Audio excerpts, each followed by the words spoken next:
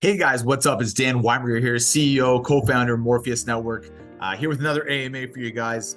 It is already October. I'm calling this the October slash September AMA, September slash October, I should say.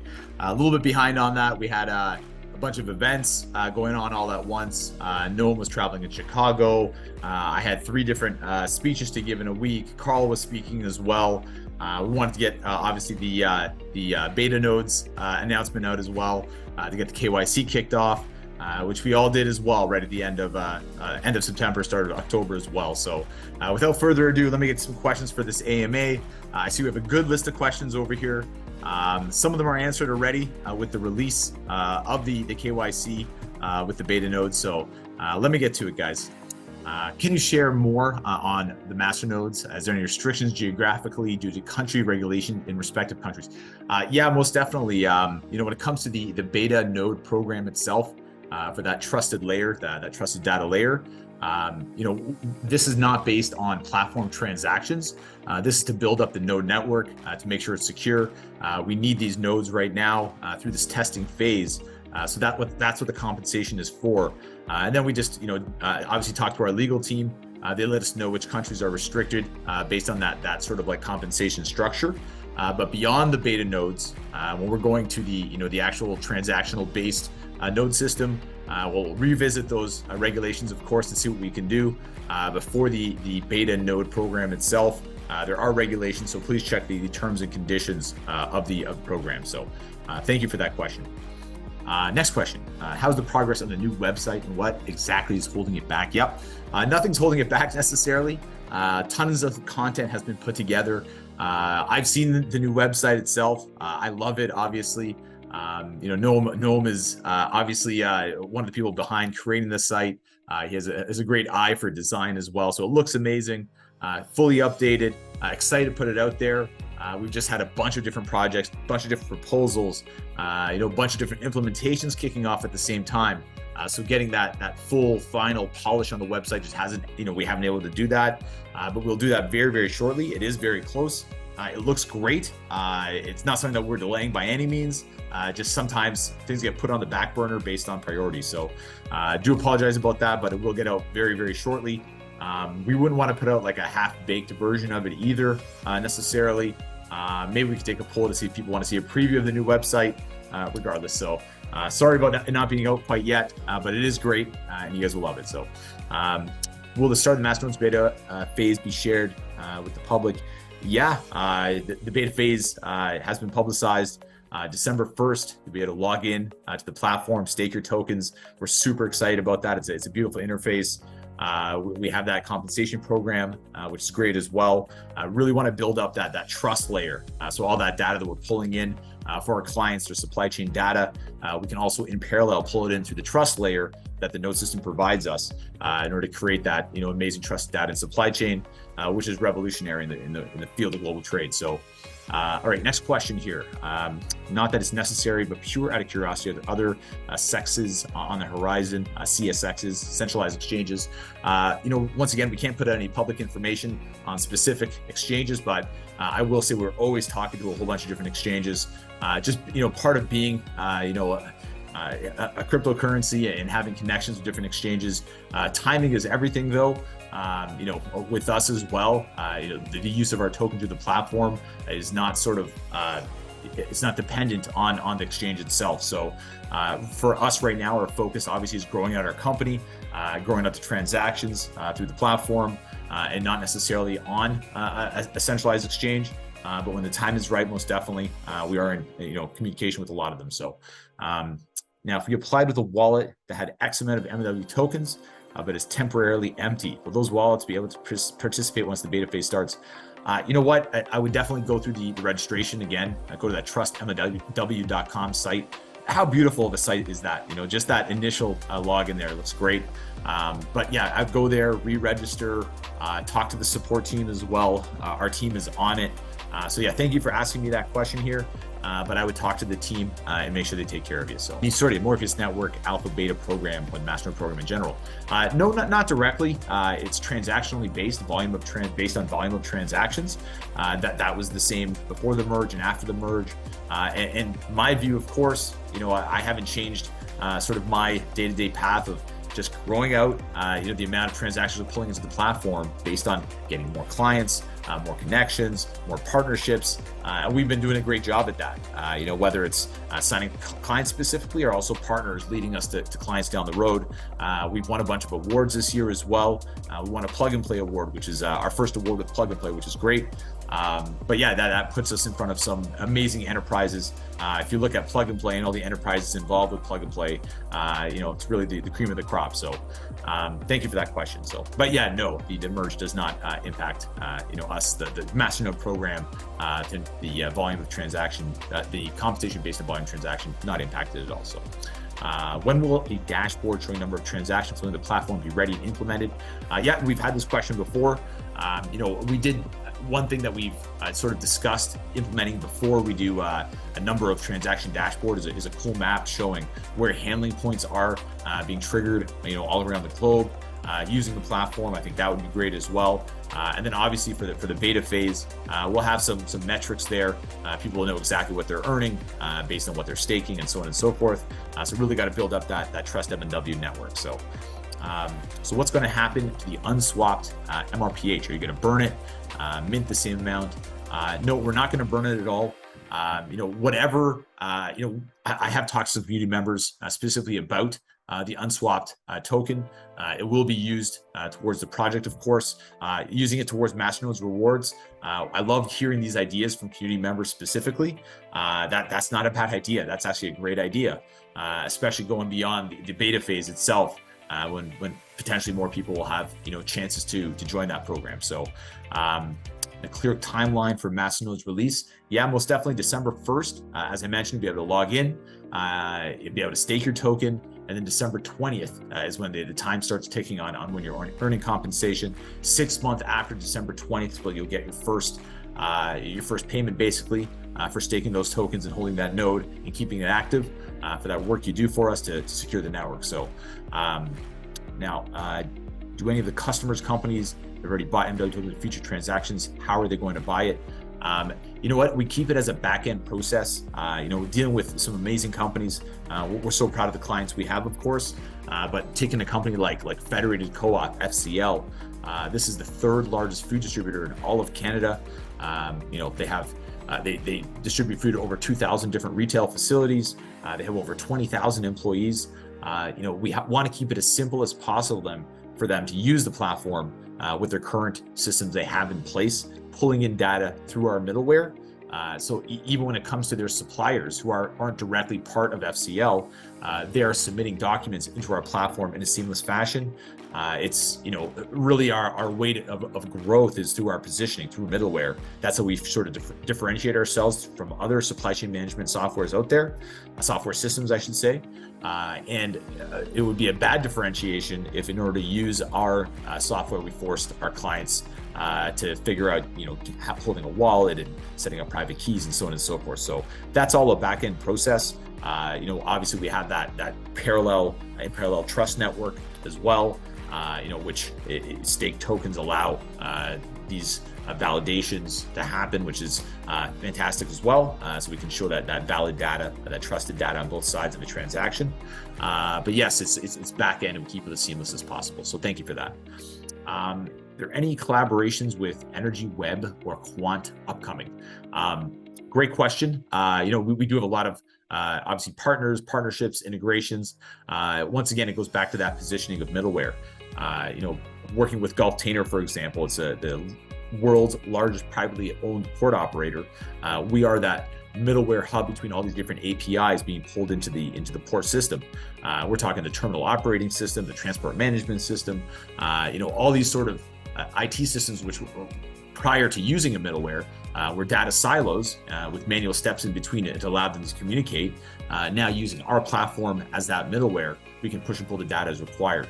When it comes to Energy Web or Quant, to be honest, I don't follow the projects too closely. Quite busy with what we're doing with Morpheus, of course.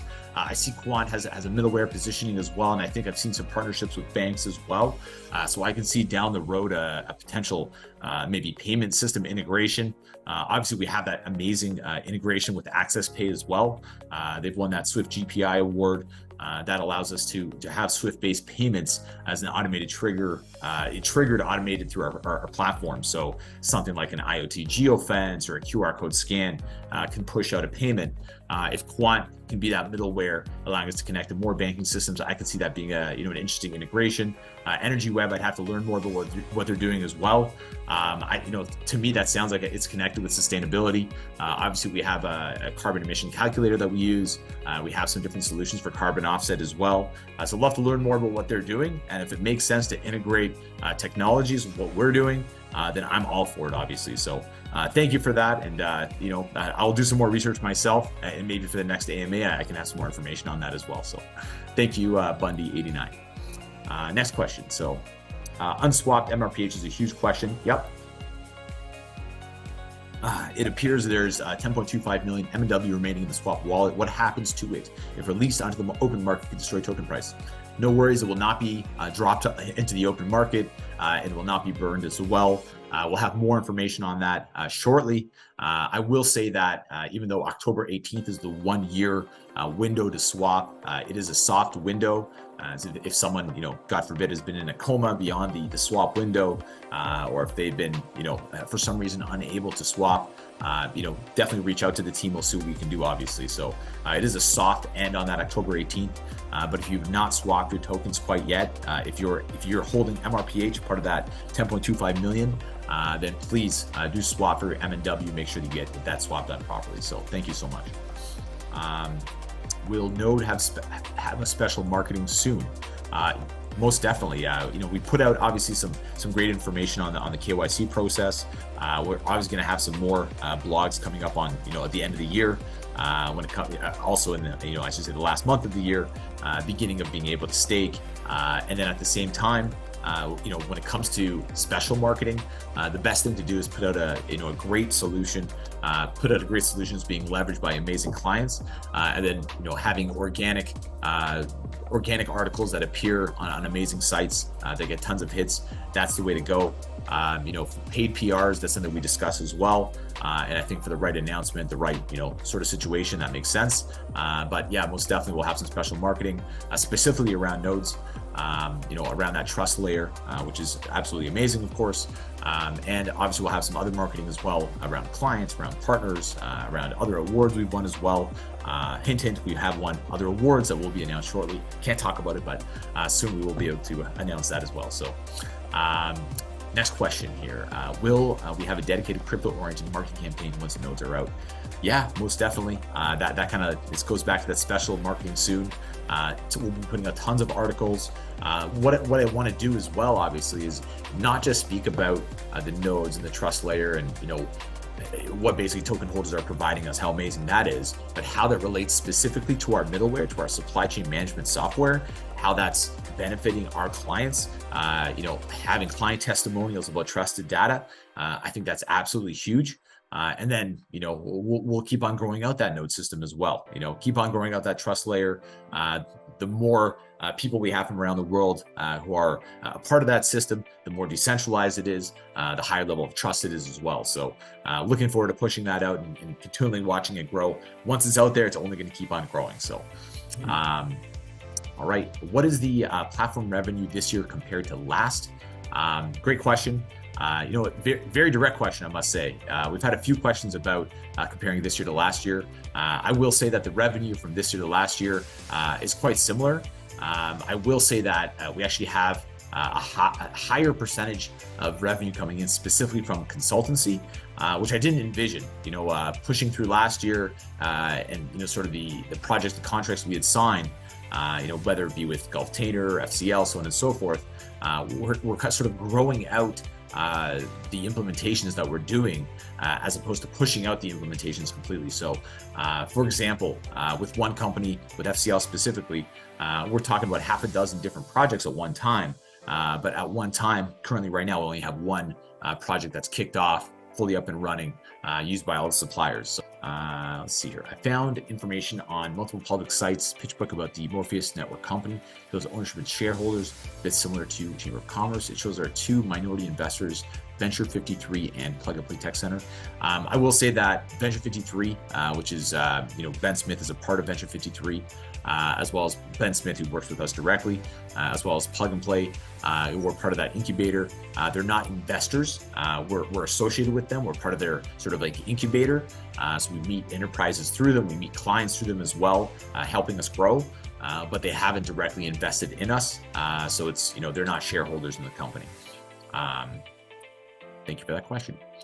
Since Morpheus.Network offers a product that is blockchain agnostic and also connect to legacy systems, making a digital duplicate, I have one question. Did Morpheus.Network white label Quant's interoperability solution? Great question. And once again, I guess my lack of knowledge on Quant is going to show here. And there was a question earlier on Quant. Wow, 2 questions on Quant. And I would love to learn more about what their interoperability solution is. As a middleware, I feel like our strength has been to connect different technologies together for companies. If Quant has an interoperability solution that connects legacy systems, I would love to learn what legacy systems they've already integrated with. The answer to the question is no, we have not white labeled Quant Network's interoperability solution. Love to see what their solution looks like. I'd love to see why someone would think that. Does it look a lot like our interfaces and such? So great question as well. So thank you for that. Where do you see Morpheus.Network in 10 years? Are you getting burnt out at all? Do you plan on still being CEO in 10 years? 10 years is a long time. In 10 years, I'm going to be into my 50s. So it's hard necessarily to say what position I'm going to hold. I do love what I do. So, I wouldn't say I take a day at a time necessarily, but I'll say for the next few years at least, most definitely I will be the CEO of this company. I love what I do. I find it exciting to speak about our middleware. It's not that I, didn't enjoy life before, but I remember prior to founding Morpheus with Noam, working in supply chain, orchestrating different shipments. There was a thrill, obviously, to having success in business, but there was no passion like there is today when it comes to what we're doing with technology and relating it to supply chain. I really feel like we're making a change on a global level. I'm not the only one that notices this as well. I've definitely had friends and family talk to me about it, how I'm changing the world. Not that that's the motivation I need, but at the same time, to think that I'm getting burnt out from it or something, not even close. I know that we're just scratching the surface. Still we only have a percent of companies in the world that are fully digitalized, right? That's 99% of companies that are going to use these amazing new technologies that we're providing. So whether it's our technology or other solutions that are out there, interoperability of data, connecting all these data systems together, what we specialize in, this is what all companies are going to have to convert to doing. So am I burnt out? No, I'm more excited than ever. Excited for the future. Love what we do on a daily basis. And right now, if you ask me, do I think I will enjoy what I'm doing in 10 years from now? I would say 100%. I'd love to, be a part of 10 years of growth based on how we've grown already. So thank you for that question. Am I getting close to burnt out? Not even close. So does M&W have plans to integrate China's alternative to the SWIFT payment system called CIPS into the platform, or CIPS? We haven't had that as a request, actually. I don't see why not. I'd have to look, more into that, sort of integration, what that would entail. I mentioned before, we have that integration with the SWIFT payment system through our partners with Access Pay. Really great integration, works perfectly as well. So, based on the use case, if we had a client that needed us to integrate with the CIPS system, CIPS system, then most definitely we would. We just haven't had that come up, and we're not in the business of, building for no reason. So thank you for that question. Note announcement that hasn't arrived. It's arrived, so thank you for that. Can you please explain what IoTeX give us that Hanhod didn't already provide? Yeah, most definitely. IoTex, obviously, they do a whole lot of different stuff when it comes to handheld. If you're speaking about the Pebble device itself, with IoTex and comparing it to, let's say, that Parcel Live device from handheld, or one of the handheld devices, then there's a lot of similarities and overlap in their capabilities. Let's say geolocation, temperature. I believe they both do shock as well. I'd have to check on humidity, and there is overlap in that. So when it comes to IoTex, they're layer 1 blockchain as well. They do a whole bunch of different stuff when it comes to technology, and you can actually look at some of our other IoT partners as well. We're talking, let's say, Telefonica, even to some extent Geotab, which is the biggest telematics provider in the world. A lot of what they do is geolocation and then actionable data based on the geolocation. We do a lot of that with Hanha as well. All these partners just open more doors for us. If a company is leveraging Geotab or leveraging Hanha currently, or leveraging IoTex currently, we're already integrated with them, right? So they're already partners with us. If IoTex or Hanha or Telefonica or Geotab, any of these companies, have a client that's looking for a solution to integrate what they can provide with their IoT devices, but also need, obviously all the other stuff that we can provide when it comes to, let's say, customs clearance, any sort of compliance documentation, other, data added to their digital footprint, such as, handling points, QR code scans, images, and so on and so forth. All the different automation techniques that we have as well. Insurance that we can layer on top, trusted data through the masternodes system. So all these different solutions that we have, if let's say a Hanha needed somebody, a company like a Morpheus to handle that for their client, they would come to us. We're their partner. That opens up a ton more doors for us with all these different partners, as opposed to saying, we have Telefonica. Telefonica does all we need. We don't need to integrate with anybody else. We don't need any other partners. That's not going to help our sort of growth through partners. So I'd say, what do they provide us when it comes to specific devices? There's a lot of overlap. That's a great question, but it does open up a lot of doors through partnership, as well as each of them do different things when it comes to technology beyond the things that overlap. So thank you for that, though. Dan, can we hear more about some interesting projects like United Nations ESCAP, Geotab? I just mentioned Geotab actually, and US CBP. Yeah, sure. The ESCAP, they ran a UN masterclass on paperless trade that I was a part of. So I was an instructor for that masterclass. So I am a UN masterclass instructor, which is pretty amazing. And we'll do more sort of like webinars with the ESCAP. We actually added to the UN ESCAP solution database our cross-border solution when it comes to automated customs clearance. We're looking to add on a couple of our other robust solutions that we have to that UN database as well. So over the next, I'd say, few weeks, I assume we're going to have 3 different solutions that are listed by the UN as a UN recommended solution, which is pretty exciting. We're going to keep on doing that and keep on being recommended by as many different, reputable bodies as we can. Geotab, once again, they're our partners. I actually have a good friend of mine, who's a VP with Geotab, Mike Branch. Geotab, originally based out of Canada, actually. Mike Branch actually being in Ontario, like myself. They're our IoT partner, telematics provider. Really, really awesome company. If we ever need devices and such, that they have such a robust technology. They're really doing amazing things, and we're proud to be their partners, of course. USCBP, we have that automated cross-border system that's been added to the UN database, which is pretty exciting. Constantly, leveraging that integration that we have with Customs Direct, that's automating the entire process of cross-border shipments. That's directly integrated with the ACE platform. That's the Customs Border Protection platform to allow shipments from Canada to the US and vice versa. So really excited about all those different integrations that we have with customs clearance. It actually does help us a lot when it comes to dealing with new countries and new systems as well, to show what we can do in Canada, the US.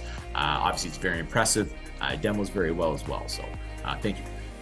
When did AlphaNode start? It started at the beginning of the year. And will the testing rewards finish 12 months from that date? The beta rewards will begin on December 20th, 2022. That answers your question. And then 6 months from there will be the first compensation period. Then every 3 months after that period. So thank you. Look forward to greatly Looking forward greatly to staying with Morpheus for many years as you build a sustainable long-term business. Yes, most definitely me as well. Many token holders, including myself, are relatively unsophisticated and have purchased purely based on excellent business case and the team behind it. To be honest, I'm kind of in your boat as well. I'm not so technologically advanced, and I just love, obviously supply chains and building businesses. So we've prepared ourselves with reasonable holdings of tokens and anticipation of nodes and potential to create legitimate revenue from participating. Will there be options available for running nodes that satisfy unsophisticated holders? You know what? I really think we put an emphasis on this for our clients, specifically when it comes to using our middleware. If we want clients to leverage technology such as blockchain, such as IoT, it has to be super easy to use, and that's going to be our strategy for this node system as well. We're going to make sure it's not only easy to implement, but easy to maintain, easy to get your compensation for it. We want the system to work. We need a robust trust layer, right? We need these nodes to be set up and to be held well. So we'll make it as easy as possible. I think that's one of our unique selling features as a company, in our platform, but it will be for the node system as well. So thank you so much for that question. I'm impressed with the partnership integrations that Morpheus have been putting together with various entities to enable smooth operation of blockchain network and tracking. Thank you. I ask these questions because we all know how important suppliers are to business, in some respects more important than clients. Some of them integral in supporting the supply chain. Most definitely.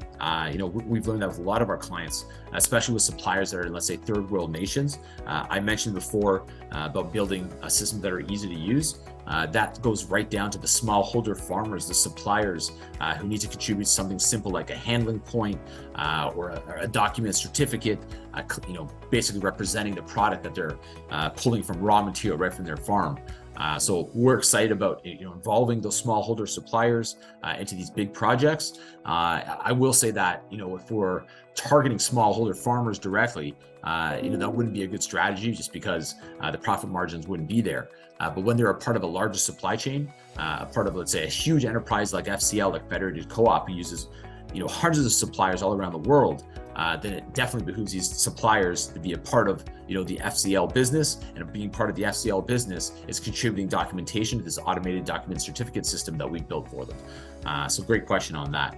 I can imagine with the billions of possible transactions, yeah, most definitely. Thinking about the Gulf Container port in Dubai, literally being that API hub for all the different transactions coming through the port. As time goes on, the number of billions of transactions is most definitely feasible, viable. Very important partnerships with suppliers we need to feed the network. Give us some insight in how extensive you expect these partnerships to grow in the future. We're near your limit. We're nowhere near our limit, most definitely. We're also partners with Marsh, which is the world's largest insurance broker. We're going to do some amazing marketing with them in 2023. Get some great clients from them.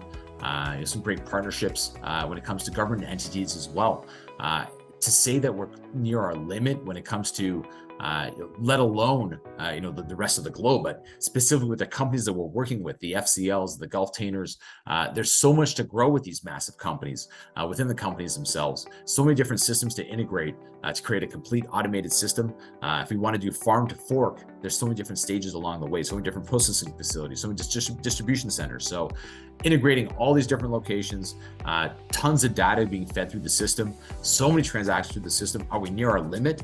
We're seriously not even close. And when it comes to the larger enterprises that we're working with, we're not halfway there with those enterprises, let alone the 99% of the companies that we're not talking to yet. So do we have room to grow? Most definitely. Is Ford a partner? I guess you mean Ford Motor Company. Ford Motor Company is not a partner of ours. Maybe one day, that'd be fantastic. Leon 156, do you familiar with TradeWalt's platform? They do pretty much same stuff as SaaS.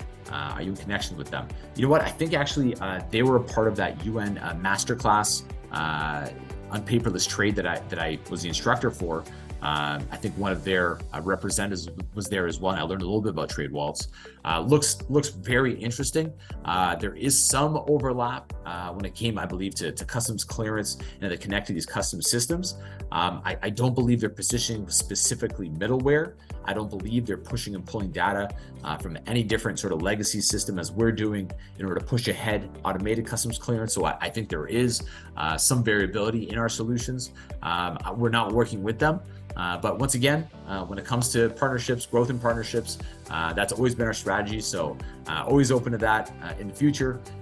Trade Waltz, if you're watching, maybe we'll reach out as well. And I know through our contacts with the UN ESCAP, we might be doing more webinars together, and who knows, down the road, maybe a collaboration with a specific client. So that's all the questions I have here. I think there was a second AMA for some more Masternode related questions. So we'll get to that one on a later date as well. Let people add their questions as quickly as they can. So we're answering the question when we actually record the AMA. And once again, trustmnw.com. Please do go through your KYC. Do it well before December 1st. December 1st, you'll be able to log in. We're super excited for that, of course. And hopefully I answered your questions for the AMA. I went through every single one. Any other questions, reach out to me directly if you need to. Dan at Morpheus.Network. You can find me on Telegram as well. And as always, guys, thank you for watching. Have a great day.